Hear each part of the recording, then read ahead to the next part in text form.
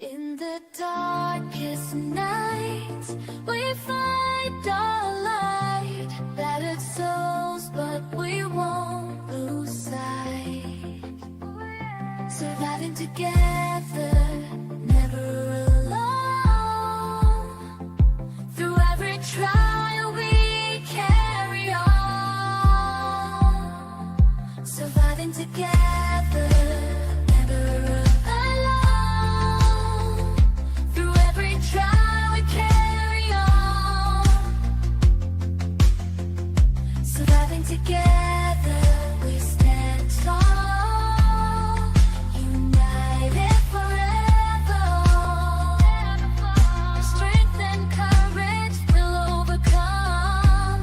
Oh, surviving together, victorious, and never alone. Hand in hand, we'll face the unknown. We see you, we hear you, and we believe you. Hey everyone, how you doing tonight? It's freezing here, I have to say. You've landed at Surviving Together, a safe space for trauma survivors to connect and build community on their healing journeys, as well as providing trauma-related education for all. And I am so excited tonight because we have our second show now in the human trafficking series. I've been working so hard on this and have got so many cool things lined up. If you haven't checked out all the thumbnails that I've posted recently, please do.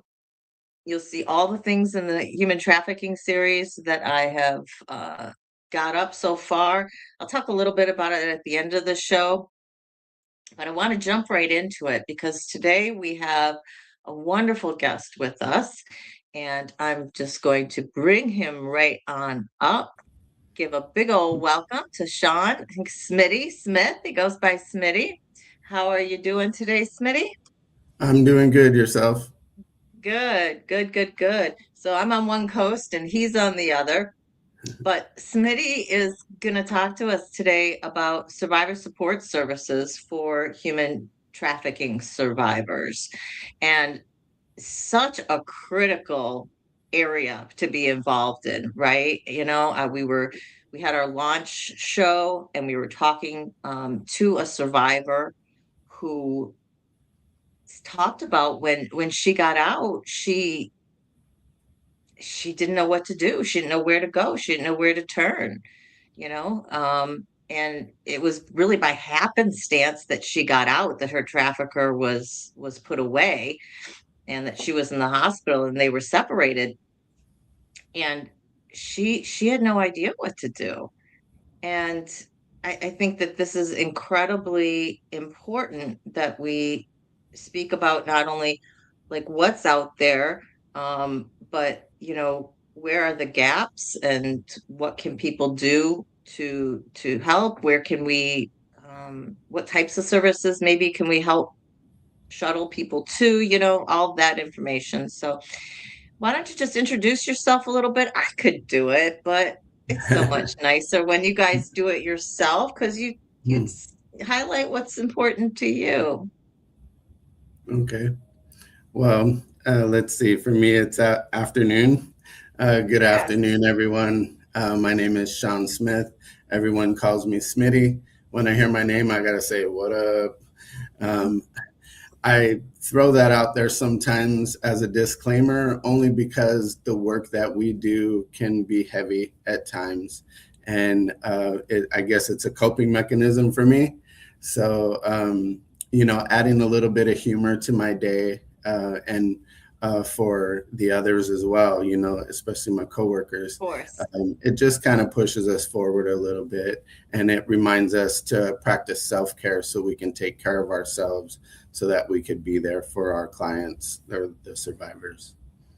100%. And I did just throw up our trigger warning here, guys. So please, if anything is triggering to you, you're getting really uncomfortable, your anxiety's getting high, please back out. Take care of yourself.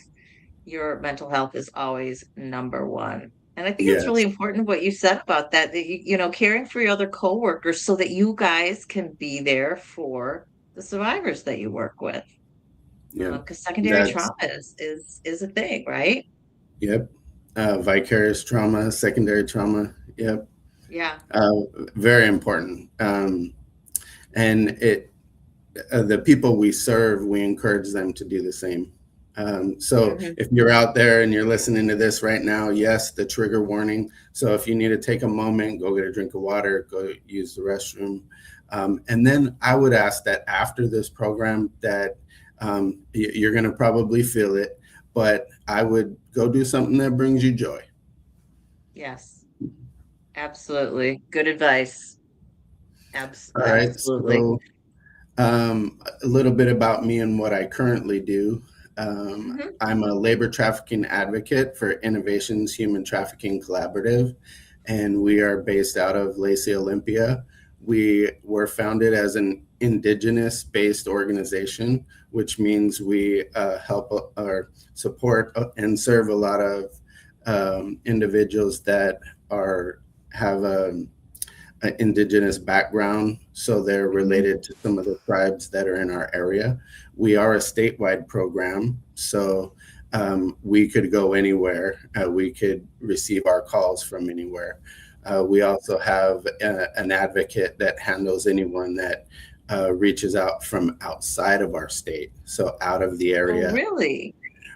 We won't turn anyone away. I mean, if someone calls me, even if it doesn't even um, have anything to do with what I do during my day job, I will still help them. People need Oh, assistance everywhere. yeah. We all need support. So, um, okay, so that's innovations, and we do serve everyone, and we serve, and it doesn't matter your background. And then we also serve vulnerable populations.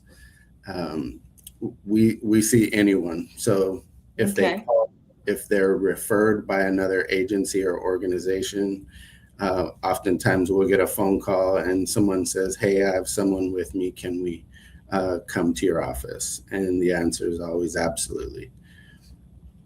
Is that how you get most of the survivors? Is it through referrals, or do people just know of you in general in the area or in the state? So we can have it a few different ways. Nothing is ever the same. So it's either a referral from an organization, or um, pe- you'd be surprised, people use the internet, and the Yeah. survivors, they're smart. They will look things up themselves, and they'll just call us and we'll schedule an intake and go ahead and take care of that.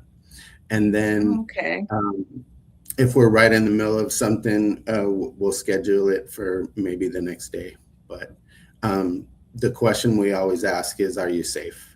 Because Yeah. if they're not, then we have to take secondary steps to support them that way. Right, right. Um, I wanted to get into your background a little bit, and Crystal actually even asked the question here, what made you choose this line of work? So why don't you tell us kind of where you started and how you started working with trauma survivors in general, and then Yeah, it's a real interesting crossover, right? Where the trauma survivors and trafficking survivors ended up happening.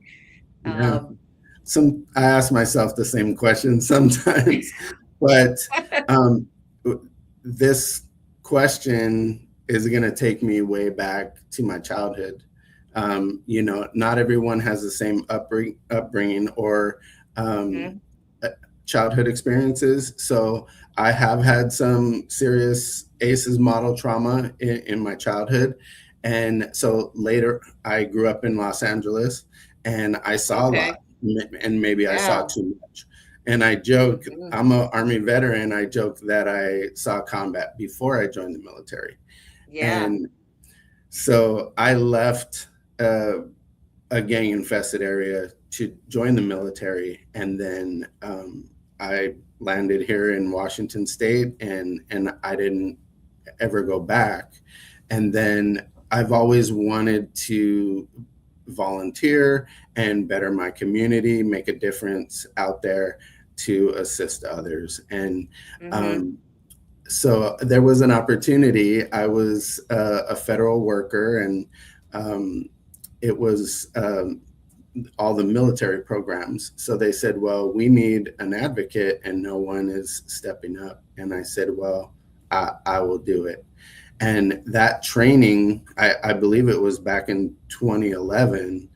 And from that, me doing it kind of as a collateral duty. So I had a full-time job, and I was working with special operations in the Army. And so then had my job, but I also had that collateral duty as an advocate. Now that you had to be credentialed, so which means I needed so much military training and then so much from the community. And that's where windows and doors open, because I believe in networking and collaborating. And so my first start was to Rebuilding Hope. They're a sexual assault center that also support trafficking survivors. So I went through training with them, was aware of their mission and the services that they provided. And then I was introduced to more people, and eventually became one of the community members on the King County SAIC task force, so commercial sexual exploitation of children. And then it just kept going from there, meeting people from Office of Crime Victims. And then from there, working with KSARC, the King County Sexual Assault Resource Center, again, Rebuilding Hope, and then down into Olympia area, which is where our Lacey, Olympia, where our office is. So we have Safe Place of Olympia. Those are the three major counties on the west side of the state, because we are split by the mountain. So, however, our relationships are paramount. That we need the community in order to help us serve our clients. And if we say that we're a statewide program, and we have a client on the east side of the state, and I have had this happen before, to where I was in Spokane attending training, but also making connections, and Lutheran Community Services, Spokane Police Department. And when I had a client in that area, I was able to pick up the phone and say, hey, I have someone in your area. Can you please take care of this client for us? Right. And they would. And because of the relationship we had, I knew I was able to do a warm handoff and trust that they were going to take care of them. That it wasn't just an acquaintance at that point, or I know of a person type of thing. So, or try calling this place, and maybe somebody will be able to help you. That's, you know, Amisha says it direct. She says, thank you for all you've chosen to do. You are one of a kind, Smitty. And that is, you know, very, very true. I think certain people are drawn to this type of work, and are called to help people in the survivor sector, right? And it does take a special type of person, I think, to be able to do this work and to do it, you know, long term.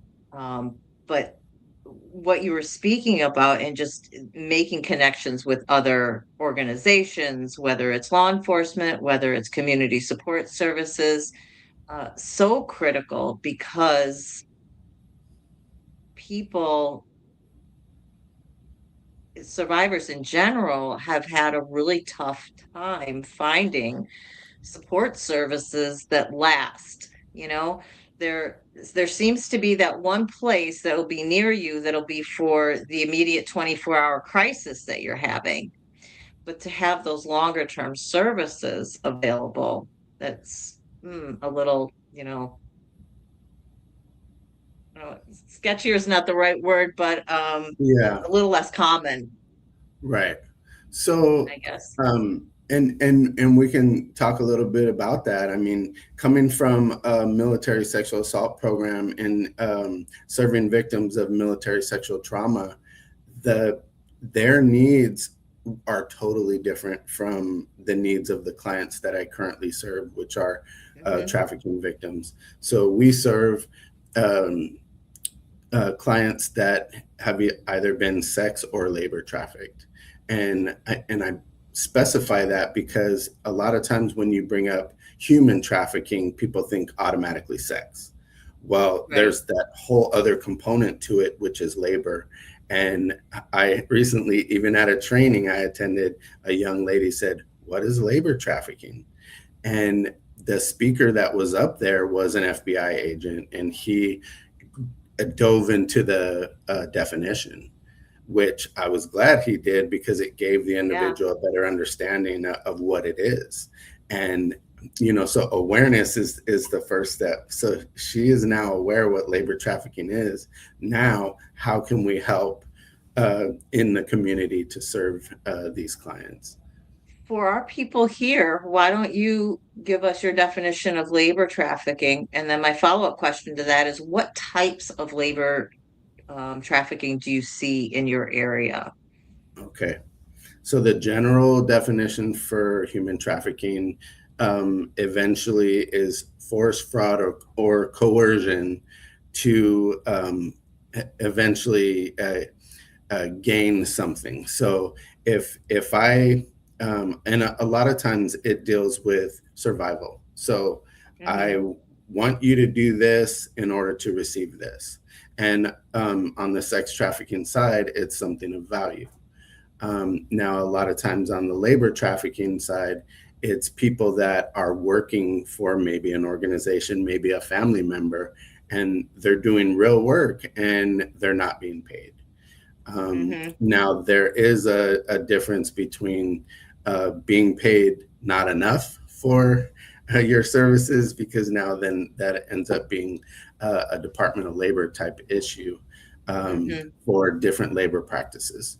But labor trafficking often graduates into sex trafficking. And I know of situations there. And there are, like you said, survivors that are telling their story.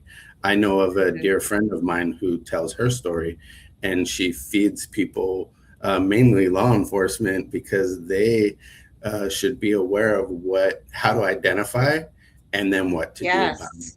So reaching out to those community partners is huge. So when she's there cooking and serving them the food, I believe it levels the table, the playing field, the table.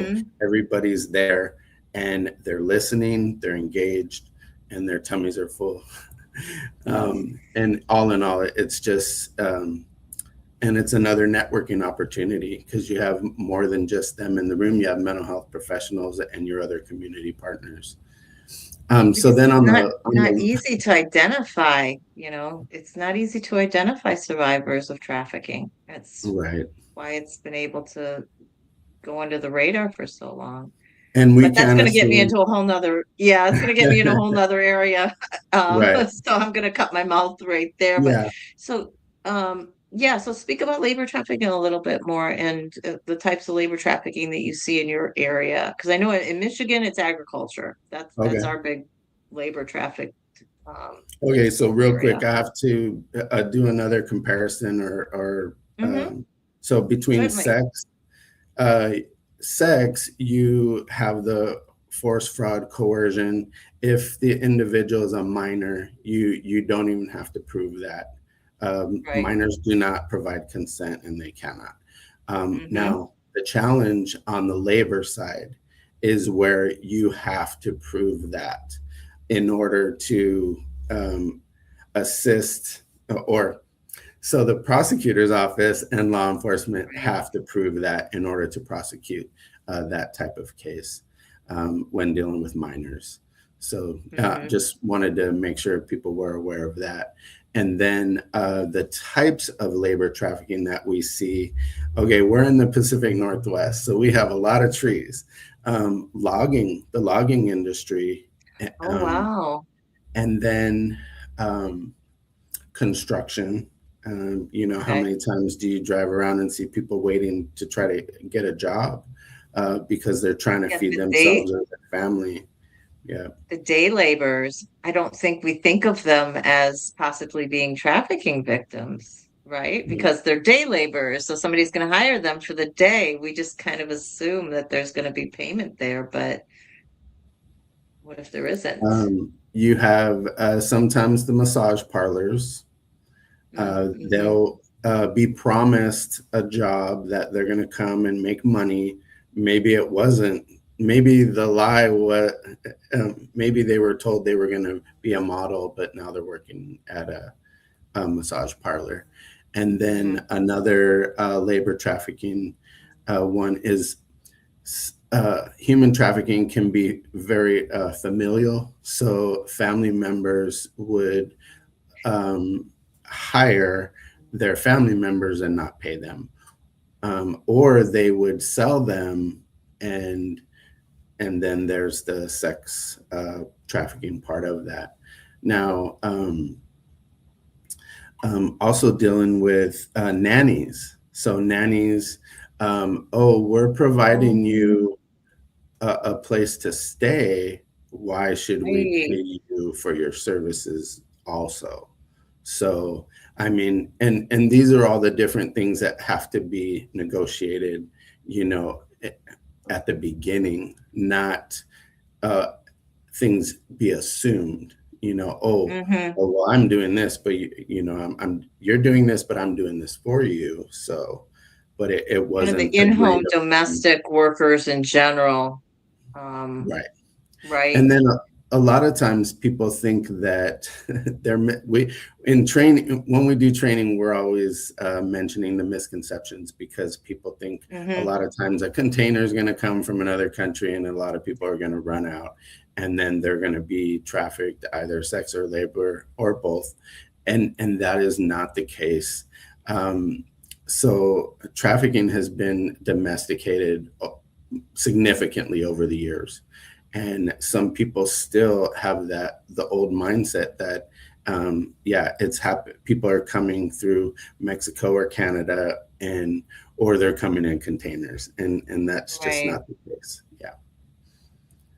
It looks so ordinary, right? I mean, these people in general, a lot of times, as Laura was saying, they're the sex trafficking victims, they're not locked away in basements, they're not chained up. It's not what we, see on Hollywood Right. in movies types of things. And you mentioned familial, and we were looking at some of the stats, and it was that about 50% of people are trafficked by family, It um, is a large number. Yes. which is just mind-boggling to me because I never really thought about it from a familial standpoint. I mean, a little bit, a little bit from the sex trafficking standpoint, but not the labor trafficking, right? I always thought of that as somebody just being hired to do a job and they get there and it's a different job, or a boyfriend, tries to get him over. I know call centers have become a big thing, or forcing people to do scams, phone call Yeah. scams, has been a big source, just globally of people Well, being labor trafficked. some of the startup businesses start real small, and they don't have the funds or the finances to truly begin. So a lot of times there's this lag in the beginning of payment to their employees. And then, Mhm. I mean, depending on which direction that goes, that could be a form of labor trafficking. And then, but your average um, pay discrepancies, like, oh, you didn't pay me for whatever. Maybe it was a few hours of overtime and it was an oversight. So that isn't considered labor trafficking. And Right. so for labor trafficking and human trafficking in general, I would definitely go to your Department of Labor. They actually provide a really good training. We've had them out before, not in my current capacity, but in Hmm. previous programs, to come out and really emphasize what labor trafficking is and to make the general population aware that it exists. And then, so that's Department of Labor, but what about your current state that you live in? Mhm. The state may have labor laws as well. So you have two different, here we have the revised Code of Washington, and it will say this is labor trafficking, and it'll give stipulations there. Right. So what type of, when somebody comes to you and they're a survivor, um, I guess I've got two questions with this. Do you see a big difference in terms of the types of services that labor trafficked people versus sex trafficked people need? Or do you see that really there's such a commonality there? Okay, so most of the clients that I see, and I won't differentiate here. Most of them that I see don't have basic needs. So you're talking housing first. I'm a firm believer Right. in that. Get them dry, Yeah. put some clothes, dry clothes, get them under the shelter, and then they can be stabilized so that they can look at everything else that they need to conquer. Because otherwise, if you don't have that, then it's overwhelming. And Mhm. and I think we're dealing more so with like the relationship that we have with our clients is more, it's a journey. We're Mhm. walking with them through this difficult time in their life. And, like I don't have this one checklist that I take to every client, because every client is at a different time in their journey and in a different space. So and part of the intake process is that we see what their immediate needs are, but later on we also ask them, like, what are your goals? And some So of important. them don't even realize that they have goals because they're looking at life with a trauma lens, and they can't even think at this point because like Yeah. I said, it's so overwhelming. So Well, when you're in we survival mode, right? I mean, it's all you can focus on is getting through the next day to the yeah, next day to the you next see day. what's right in front of you. Yeah. Yeah. So we basically we look at housing, we look at food, clothing, water. Some folks haven't had water in a while or food, and if they come into our office, I always ask first thing, are you safe? Mhm. Because then we'll take certain steps. The next thing, when's the last time you've eaten? And my heart breaks every time, because maybe I've already had lunch and they haven't eaten for a few days. Yeah. So we work with the Thurston County Food Bank, and so we always have food on hand. We also have water, and Mhm. we can give them those. We also have a clothing closet that's open every Wednesday from 12 to 4, and the outpouring in the community of the donations has just been amazing. So we Oh, that actually is opened it. fabulous. Yeah, we opened it up to the general public, and yeah, we have a transit center right next to us, so we're on the transit line, and our office is just right here, so people Oh can my come gosh. to the door and do a walk-in and receive some clothes, shoes, socks, beanie, scarf, gloves. Um, Yeah. and it helps. I mean, maybe we're not able to help them with everything they need right away, but we will start working with them and just be there for them. And I kind of some of the things that I was just talking about reminds me of trauma informed services Yeah. and trauma informed care.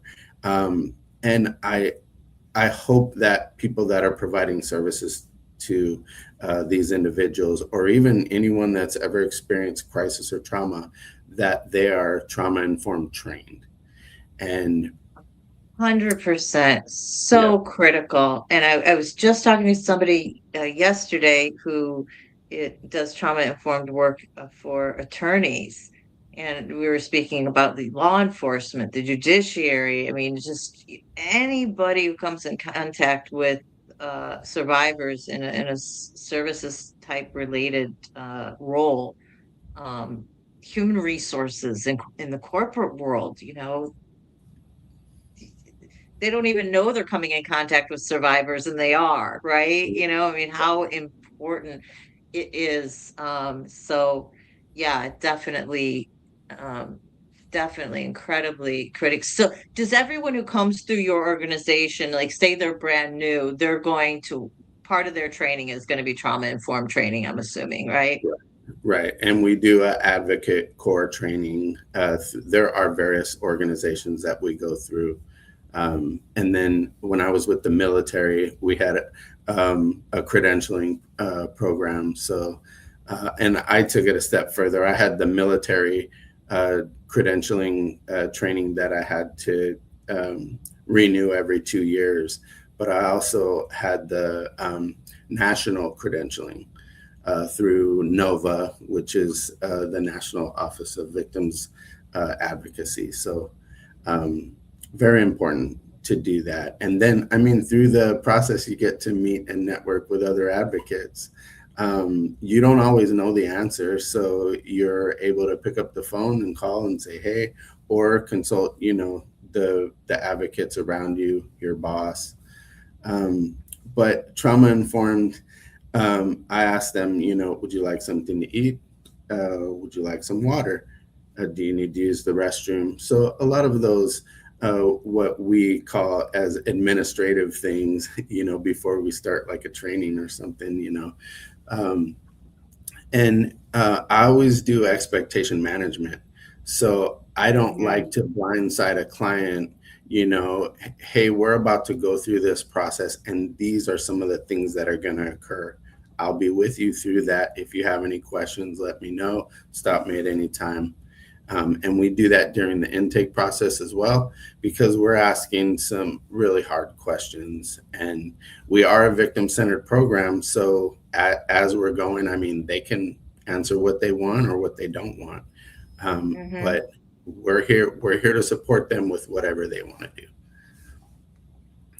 We're creating an atmosphere for them to feel safe and to be able to trust us. And sometimes that isn't easy from what they've been through, especially those that have had a familial trafficking. Yeah, I can definitely see that. Do you find, despite the fact that they're just their basic needs, they may be in crisis in terms of basic needs, do you find that most people are coming to you right after getting out of being trafficked, or is it kind of down the road once they've tried it on their own and things have just fallen apart and that they end up with you? Are people in all of those places? We've had clients in all of those places. Sometimes we will get calls from the police department saying we have someone with us. Can we come to your office? Absolutely. And see, what that did was that let them know that we were here. And so they're aware. And now for future, especially situations where there's crisis like that, excuse me. No problem. I'll get dry mouth. Oh yeah. But crisis is huge here in Olympia, as well as Seattle, Portland, the major cities where you end up having people that are houseless. And then there's also substance abuse or substance use disorder, and then mental health issues. So, and sometimes all of those intersect. And then one of the major issues or one of the major services that we recommend is that counseling, that trauma counseling, not general counseling, not family counseling, trauma counseling. Because if we Yes. don't have that therapist or counselor deal with the root cause of the trauma, then we're just glazing, we're just putting icing, and Slapping we're not getting, Band-Aids. right. We're not Just getting right. any. Been there, Yeah. done that, well, especially growing up in the 80s. Nobody was trauma informed back then, so they didn't know what Right. they were, they And didn't know. words matter.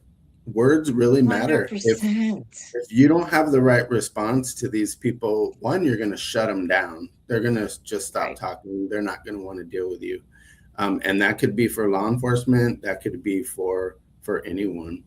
And I love when you have a situation where it can be intense, like showing up to an emergency room because you have a future client there, and law enforcement is there, an advocate, the same nurse, and all these Yeah.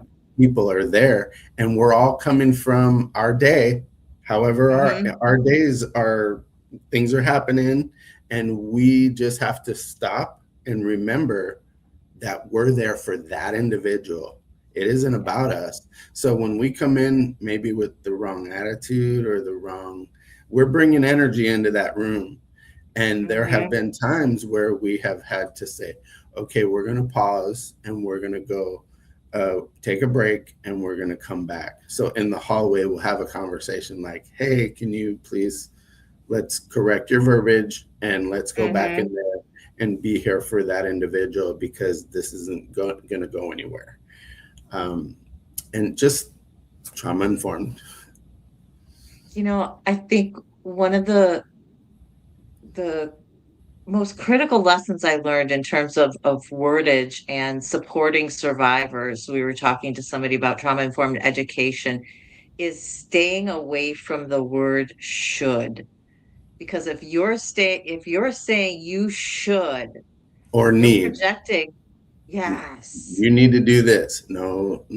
you projecting upon them your stuff, and you're not asking them, you're not meeting them where they are. What do you need? Right. What's critical Choices for or you? options is always good. Choices.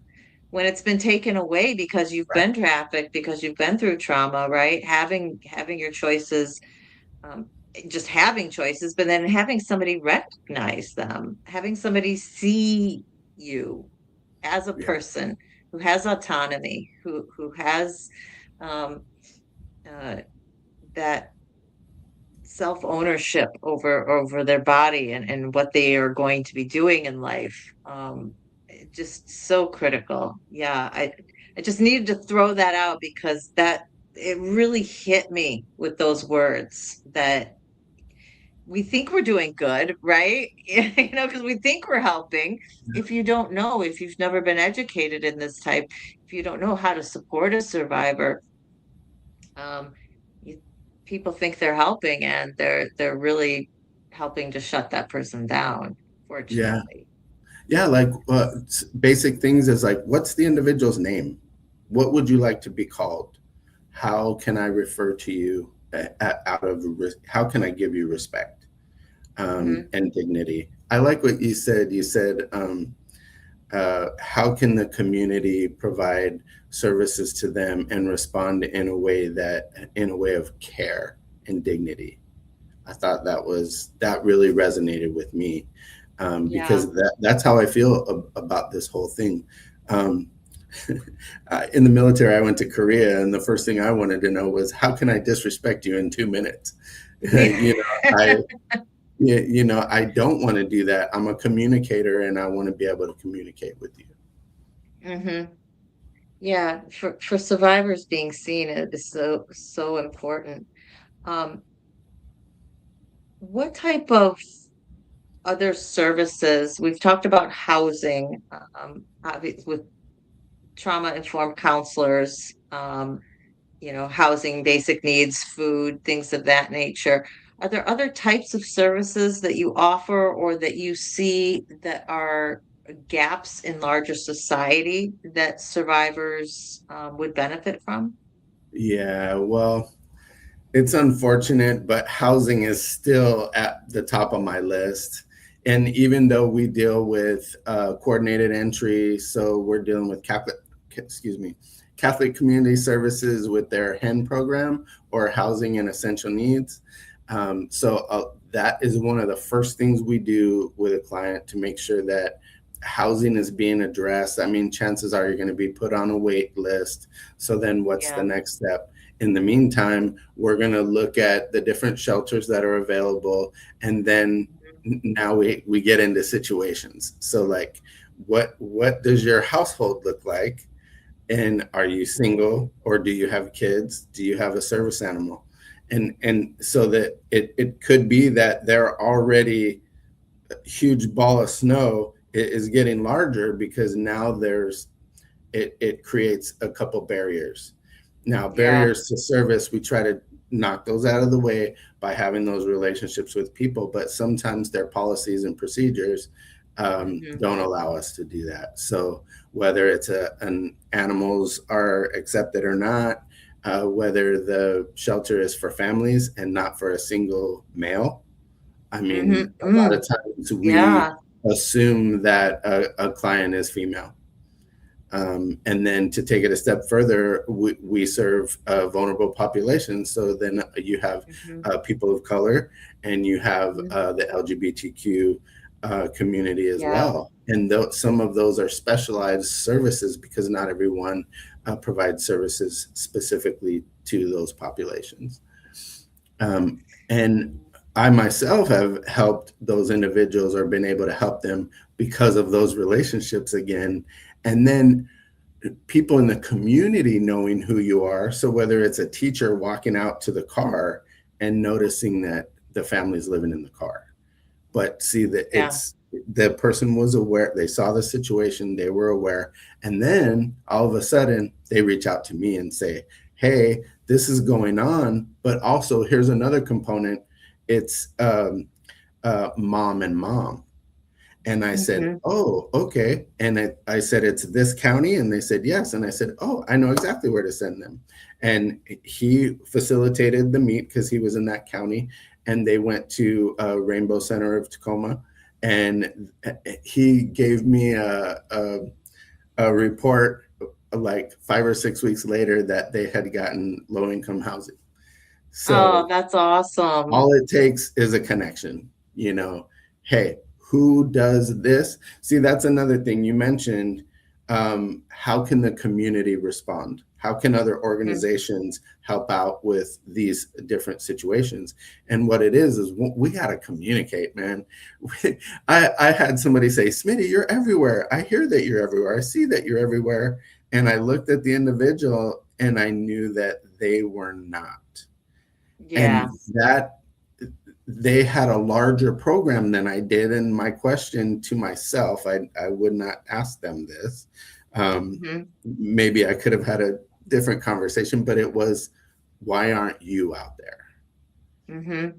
And so we have to get out of the silo, get out of the cubicle, go out into the community, get on a task force. I mean, wow, I literally almost fell down and cried when I walked into my first task force meeting in Seattle in King County, because there were over 100 agencies, organizations, law enforcement, judges, prosecuting attorney's office, attorney general's office, and they were all there to rally around this movement.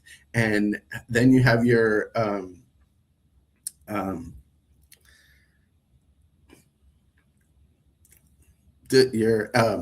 multidisciplinary team approach as well, to where now it's more focused on case management and sharing of information, not PII, but you're providing wraparound services in a room for an individual. And that's huge, especially when everybody is there and they're sharing their toys on the playground. And I mean, I know if it's a funding issue, that always kind of gets in the way, but unfortunately, right. Yeah. But if we can, especially when you're dealing with wraparound services. Yeah. So Well, we were just talking about that from a hub standpoint, from a hub model, where you've right. got, everything kind of under the same roof. And I was explaining to you about I would have to get out the name of the place, but in Virginia where they did this, where they had social services, so housing and food and all of that, and the crisis management there, and the law enforcement, and somebody from the district attorney's office, and everybody's under the same building, and they're meeting regularly, and they're talking about the cases together. Um, that but that definitely is funding has been a huge obstacle in order to get people to do that sort of model. So the hub model it is effective. We didn't do anything like that with victim services out in the community, but like I said, I used to come from military programs, and we had something called the JSS, the Joint Services Support. And it was a one-stop shop where you had a chaplain, you had suicide prevention, you had the sexual assault programs, equal opportunity, equal employment opportunity, family programs, child and youth, financial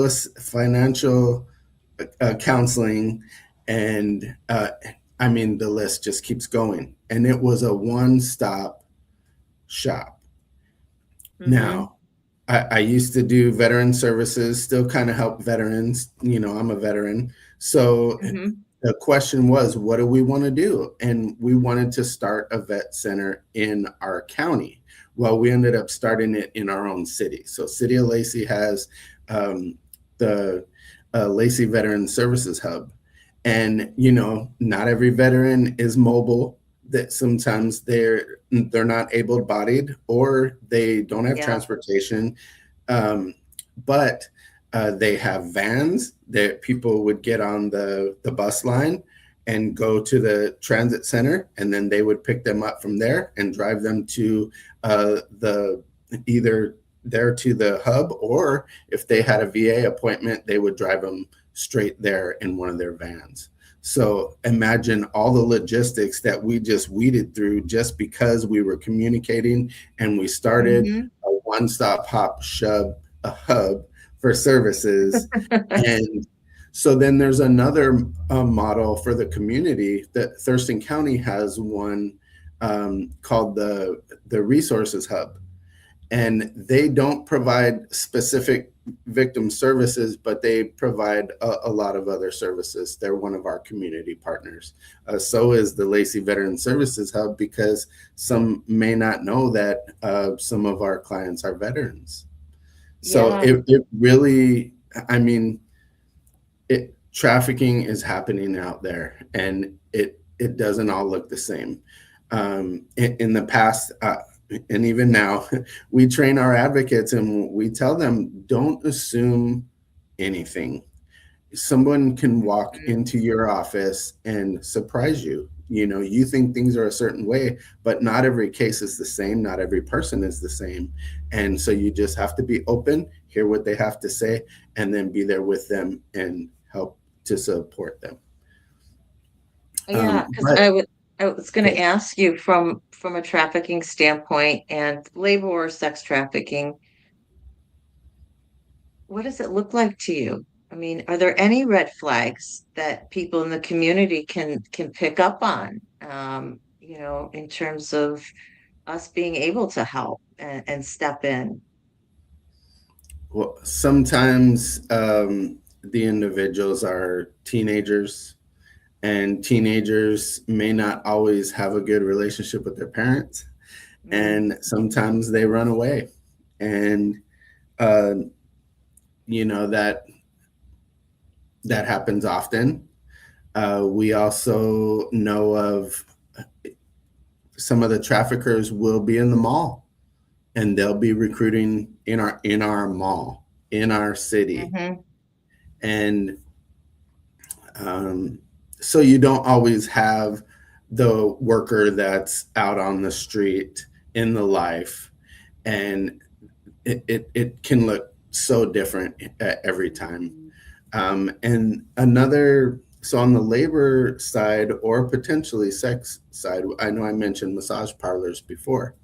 So you have a massage parlor, and historically, the law enforcement and prosecutors, they want to look at the massage parlor as a criminal entity, right? So they would go in and see what it is that's going on, and then ask, do you have a license? And most did not. So they would shut them down, but then they would pop up again in the next city or the next street or county. But this would continue. And so then, like with the approach of trafficking, we're seeing things from the victim's view. So this isn't criminal for them. They're being victimized. So if you see it that way there, so now let's look over at the massage parlor. The person running the business most likely is the trafficker. What about the workers? The workers are there and they're being trafficked. So they're being victimized. And what services are they being provided? Or do they even know that we exist? Or, when law enforcement goes in, do we look at it that way? So, and there are agencies and organizations out there that are advocating specifically for those individuals, which is awesome.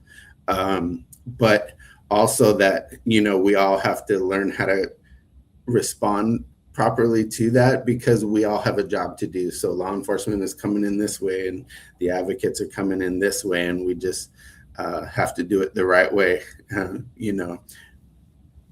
But again, being trauma informed, because I have somebody who I'm getting scheduled. We got the okay from his law enforcement agency, and so we're just waiting to get him scheduled. And he'll tell you the difference between when he first started to when he had trauma informed education, how he would then look at somebody who might be a potential victim versus looking at them as somebody who I'm just going to be arresting, because they've got drugs on them, or they were prostituting themselves, or they were, whatever, looking at it through the victim lens, through the trauma lens, and being able to say, okay, I need to dig a little deeper, and let's talk to this person, really talk to this person and find out about their situation. I mean, they may get a script, right? I mean, they may just be barking up a tree, and they're not going to get anywhere with that person, but they may. And it just takes shifting that focus. So you're right. I think it's so critical that we do look at people in terms of what they may have suffered, and not just whatever crime we think that they're committing. Well, let's take it a step further and look at it, okay, either from the law enforcement perspective, whichever traffic stop or retail theft, so I'm arriving on scene, whatever the individual, I can still provide them the same exceptional care that I provide everyone else, the same response, unless the individual is going to put hands on me and I have to respond, right? So then same thing, advocacy and providing services, it isn't about me. So I don't care what I think about the situation, or I don't care what my beliefs are at that moment. It's all about this individual. So I can do exactly what I said about the law enforcement, which is provide exceptional care for the individual that's in front of me, and not have it be any different than anyone that I've served in the past. I think that's so important. And it struck me when you were mentioning about certain vulnerable populations, and we'll speak just to people of color and the LGBTQ plus community, and having those connections and knowing people who serve those populations. And I thought to myself, on the one hand, I'm glad that there's places that can cater to the specific needs that these people have because of the types of prejudice that they've, probably come across in their lives. And on the other hand, it hurts that that's even needed, right? That Yeah. it can't just be human, that we Right. look at everybody as human, that everybody as a human being, because they're born on this earth, deserves basic respect and dignity, regardless of Of their anything. personal, yeah, regardless of everything. We can start listing all the whole list, right? And so it's like, yeah, I'm so glad that there are specialized places. On the other hand, I'm so wish they weren't needed, Yeah. that you didn't have to look for some place that accepted them, that Yeah. you could just place that anybody anywhere, right? So, along with trauma informed care is being culturally sensitive to others, Mhm. and I'll, for a moment, I'll put the LGBTQ under that umbrella real quick because, you're just being sensitive to them, being aware of their situation and their Mhm. surroundings. And then, like, we're indigenous based, we deal with a lot of tribes. They Yeah. have their own cultural way of doing things, especially if you're on the reservation. If once Mm. you drive onto the reservation, things have changed. You It have isn't. reservations in Washington State? Yes. Oh, okay. All And right. there's a lot of casinos as well, Mm. run by the tribes. But there are training that is provided for different cultural groups. Hmm. And then I really give kudos to Seattle PD. And you won't hear this on the news because there's a lot of other stuff going on. So Right. they have 12, so a dozen cultural diversity councils. And they are made up. I mean, King County alone is over 100 countries represented there. So the Seattle No area. way. And Wow. and Somali, heavy Somali presence. So each Mm. one of the uh, councils has Hmm. a community leader. So anyone from the community and an officer that hopefully, most likely, they represent that community. So the officer doesn't take Okay. charge of the council, they work together. And Yeah. when they have their meetings, it's out in the community. It's not at the training Wow. room at the police department. And there's food involved. And my first meeting, again, I almost fell down. I almost cried because I went into an African American Community Advisory Council meeting, and there was Seattle PD, explorers, there was FBI, retired FBI, and business owners, concerned citizens. You couldn't even tell that it was the African American Community Advisory Council because it was so diverse. And they Wow. That's welcomed me in awesome. there like I was family, and they fed me, and it was awesome. That is just amazing. Wow. I had no idea you guys had so many different cultures represented in your corner of the state. That's a well, we are just on 7 o'clock here, and I think we've covered some things. One of the areas that we didn't talk too much about, and that was on purpose, because it relates back to your military time.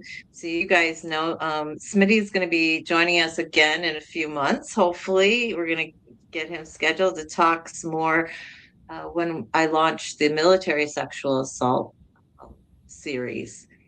And particularly want to speak to you about processes and procedures, but also this issue of human trafficking on bases, Yeah. and how that actually does happen in the US.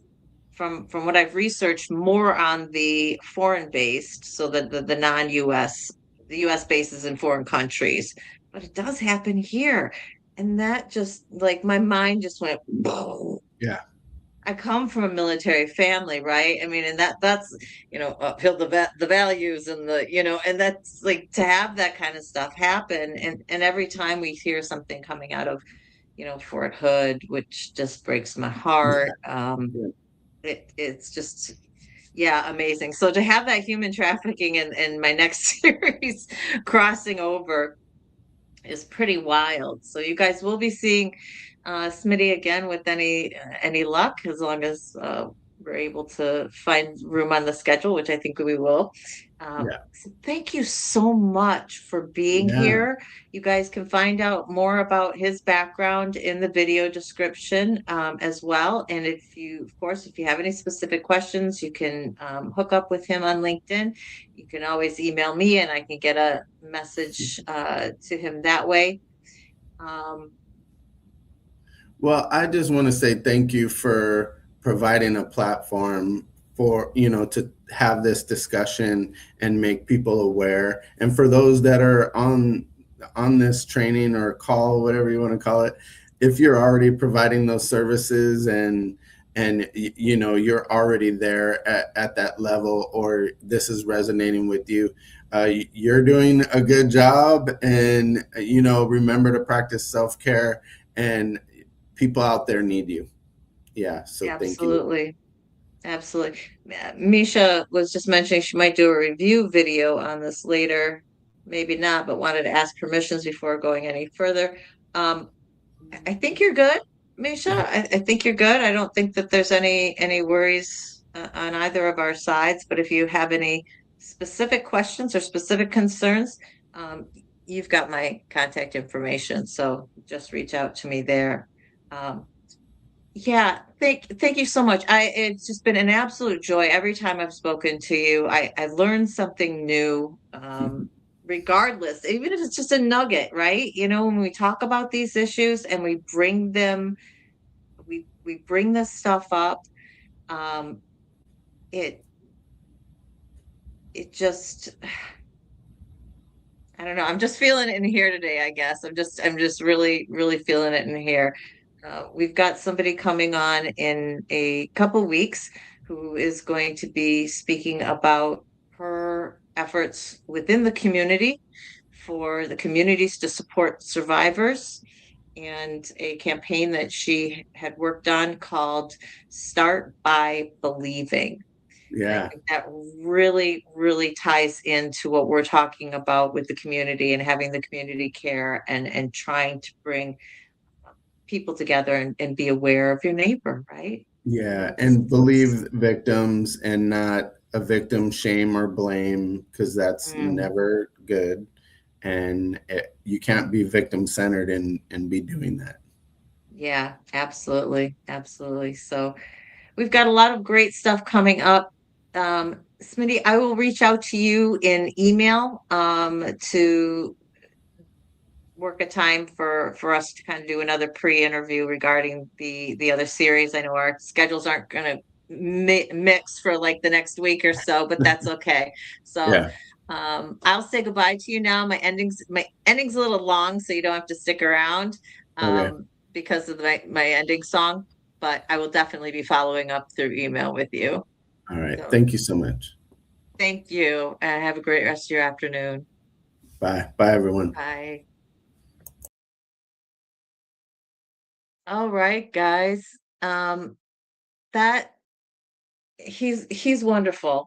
He's absolutely wonderful. He is indigenous himself. He is from a Cherokee nation, so he has, kind of an extra layer of keeping keeping in mind cultural sensitivities and people's vulnerabilities.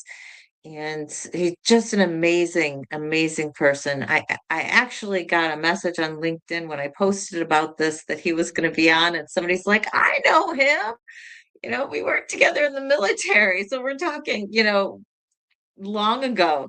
Memorable guy, heart of gold, it seems, from every time I've spoken to him, the things that he's done in his life.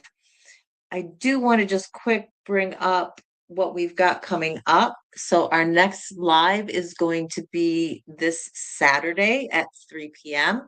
Dr. Leah Roth is going to be on. She's originally from Argentina. So she has a slight accent, but I think you guys will be able to understand her just fine. She speaks wonderful English. And we're going to be talking about the power of shame. This is a trauma effect that so many of us have had, have, have comes and goes. Um, but it is a powerful negative feeling. And how do we deal with that? How do we get over that? How do we deal with internalized shame? How do we deal with when the shame is coming from external sources? Where do we put this? So we're going to be talking all about the power of shame. We're also going to be talking some about betrayal trauma a little bit if we have time. That's kind of on the secondary, a little bit of a backup, depending on how much we talk about with the talking about the trauma effect of shame. So this is so Saturday should be a really interesting show. I hope you guys will tune in for that. So that'll be at 3 p.m. Eastern. Thindu, I hope you are doing really well. Thank you. I am freezing my patootie off and buried in snow. That's all I'm doing. Just about how you probably are doing in Buffalo. It is not stop snowing and it's still not stopping. Uh, it has not been this bad in a long, long time. Even my mom was like, you know what? We're just canceling family dinner tomorrow night. And I said, why? What's going on? She goes, it's just too cold and snowy, and I don't have the energy, and it's just I don't want my kids driving in it, and it's just ick. Unbelievable, unbelievable. But yeah, if you guys have not checked out the thumbnails that I have up for coming up for the human trafficking series, please do so. We are scheduled into March at this point in time. We have people coming on the show from Africa, from the UK. I've got somebody who I'm trying to schedule on in Australia. Obviously, we got like a 15-hour, gap there, so it's a little bit difficult. So on some of these shows, if you see a time that's different than what I'm normally at, it's probably purposeful. You can check with me and say, hey, Mac, did you screw this up? And I can tell you for like February 18th, our Wednesday show is going to be at noon Eastern time. And that is because I have someone in Africa who is going to be joining me, and they're 8 hours ahead. So it's going to be evening for them. And my other person is actually in the US, but is going to be talking about Sierra Leone. So we have two people, one from Sierra Leone and one from Kenya, who are going to be talking about human trafficking in Africa, at least in their corners, in their coasts there. Hey, Todd, how you doing? Good to see you. So check with me if you're uncertain about the time, but I am going to be having some different times just because of the people around the world who I'm having on as guests. So it most likely I did not misclick. I want to make you guys aware of that issue. I think right now the February 18th show is the only one that is not at a normally scheduled time, but there very well may be a few others that are going to come up that will be scheduled differently. So just FYI on that. If you are in the snow, stay warm, guys. Stay safe out there. I just heard today Toronto had like a 50-car pileup or something, but there was, I don't know if it was a semi or a car burst into flames as well. We've had we had a 60 car pileup last week, and this weekend we had a 30 car pileup near me. So I don't know what's going on in your neck of the woods, thing to with your roads, but it's been bad over here. So please, please, please, if you guys are out, I know DC I think got buried in snow as well. So it tracked south. And I think you have another one that's supposed to hit the East Coast as well. Um, Today or tomorrow, was it?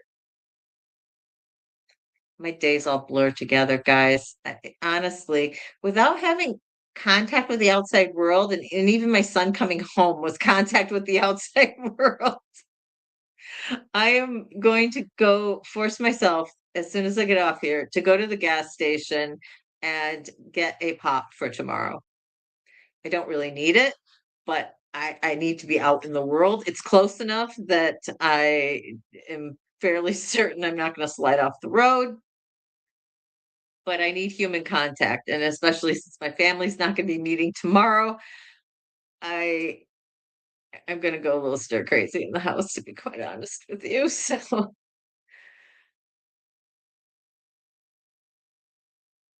oh my gosh. How you doing, Gerard? Sunday, and it's around 4 to 6.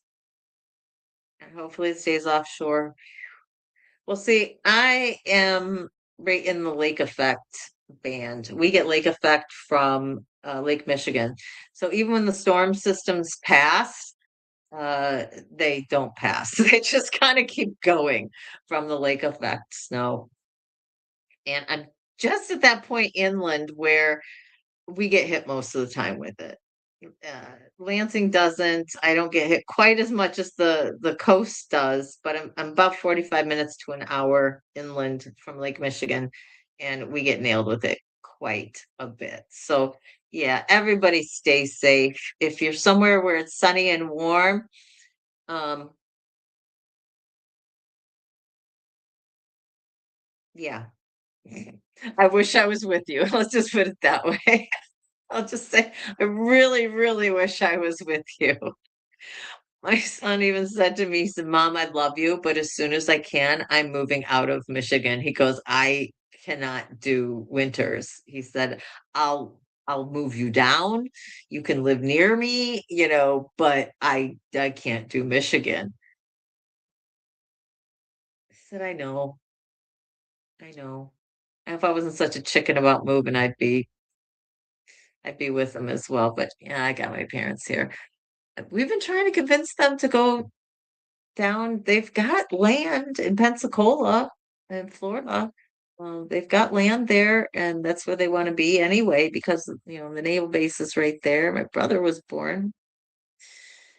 I don't know why. I do know why. It's because I'm here. It's because my brother's here. It's like if we all just pack up the whole damn family and move south, it'll be good. Oh boy. But stay safe, guys. Stay sane. Reach out to somebody if you need support, whether that is, a friend, whether that's getting into another online chat, whether it's emailing me, just please reach out. Don't just isolate to yourself, because we can get way too stuck in our heads. And with that, I'm just gonna keep babbling if I stay on. And again, it's that interaction, right? Because I haven't had it. Oh, I have to get out more. And I will as soon as the roads clear up. I mean, gosh, we just drive just a little bit and all of a sudden it's like "Meh," your car's just like moving on its own. The snow is so slick and it's been so cold that I guess apparently the ice or the salt doesn't work very well. So they put down sand, and it's supposed to help your tires grip more. I don't know. But people drive crazy and stupid anyway, and that's what we end up with all these accidents. And this is why I don't go out when it's like this. So yeah, you get stir crazy me at the end of this live. I'm going to pull my banner off here because we're not going to need that at the end here. So hope to see you guys all on Saturday for Dr. Leah Roth, who's going to be joining us at 3 p.m. Eastern, talking about power of shame.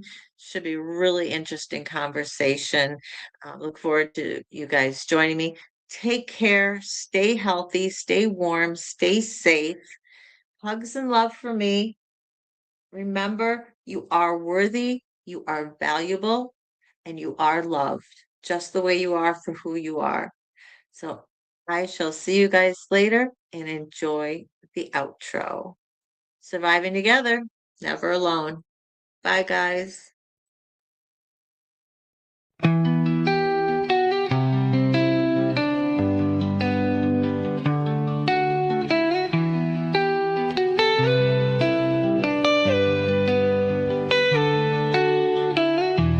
Through the fire, through the rain, we have walked through endless pain,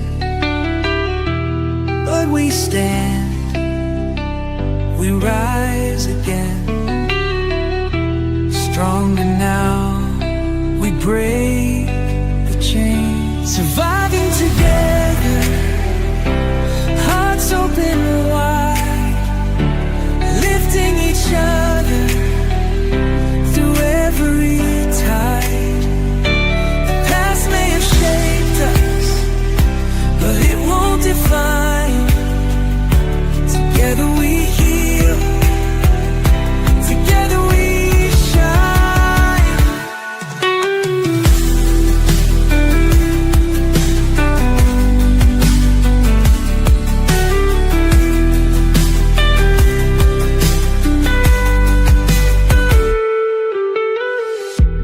Every tear,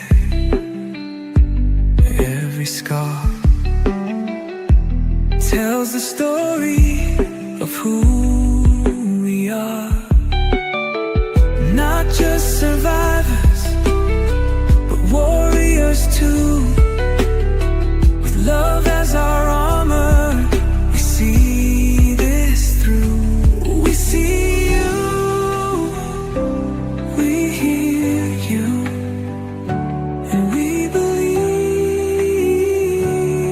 in you. Surviving together, hearts open wide, lifting each other through every tide. The past may have shaped us, but it won't define. Together we heal, together we shine.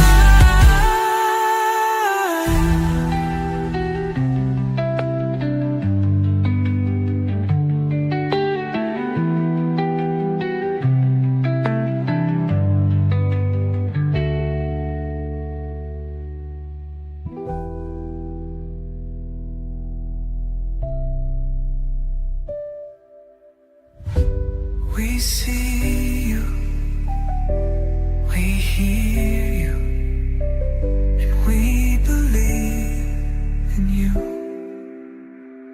Surviving together.